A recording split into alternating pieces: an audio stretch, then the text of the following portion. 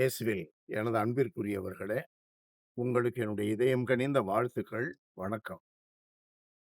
அன்பானவர்களே, இன்றைய நற்செய்தி பகுதி மத்தேயு நற்செய்தி 23வது அதிகாரம் 23லிருந்து 26 முடிய.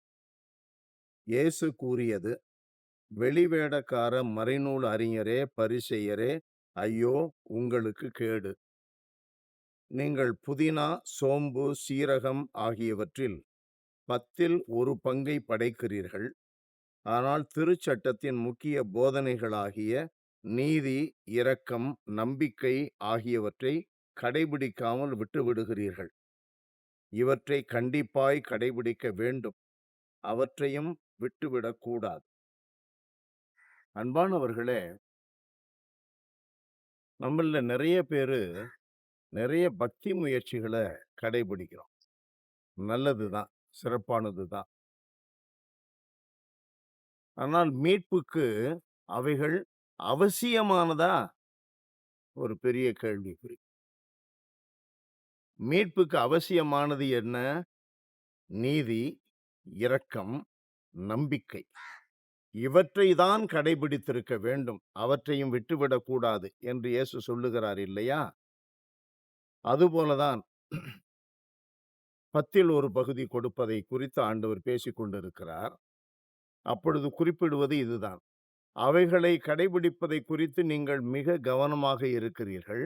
ஆனால் நீதி, இரக்கம், நம்பிக்கை இவற்றை தான் கடைபிடித்திருக்க வேண்டும். அவற்றையும் விட்டுவிடக்கூடாது. பக்தி முயற்சிகள் நமக்கு தேவைதான். சாப்பாட்டுக்கு கூட்டு மாதிரி, சைட் டிஷ் மாதிரி தேவைதான். ஆனால் அது மிக அவசியமானது அல்ல.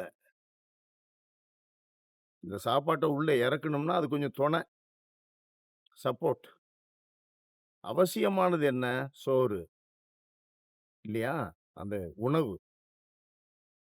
அதுபோல நீதி, இரக்கம், நம்பிக்கை என்ற ஆண்டவர் இயேசுவினுடைய மதிப்பீடுகள் இருக்கிறதே, அவர் வாழ்ந்து காட்டிய விதங்கள் இருக்கிறதே, அதைப் போல நாம் வாழ வேண்டும். அதை நாம் கடைபிடிக்க வேண்டும். அது அடிப்படையானது. That makes what we are, what we should be. அதுதான் நம்மை இயேசு விரும்புவதைப் போல உருவாக்குவது. நீதி, இரக்கம், நம்பிக்கை.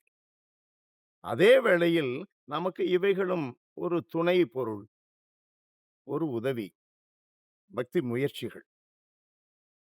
ஆகவே நம்மிடம் என்ன இருக்கிறது? நீதி இருக்கிறதா? அவரவருக்கு கொடுக்க வேண்டிய அன்பு, காட்ட வேண்டிய அன்பு, கொடுக்க வேண்டிய மதிப்பு, பகிர்ந்து அவர்களையும் வாழ வைக்கின்ற பண்பு, அவைகள் இருக்கிறதா என்று நாம் சிந்தித்து செயல்பட வேண்டும்.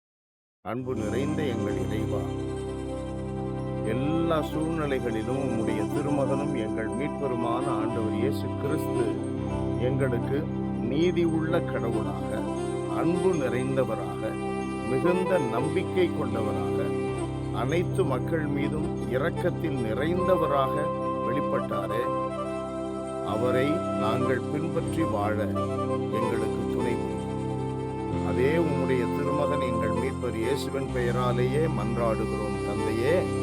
ஆமென், ஆமென்.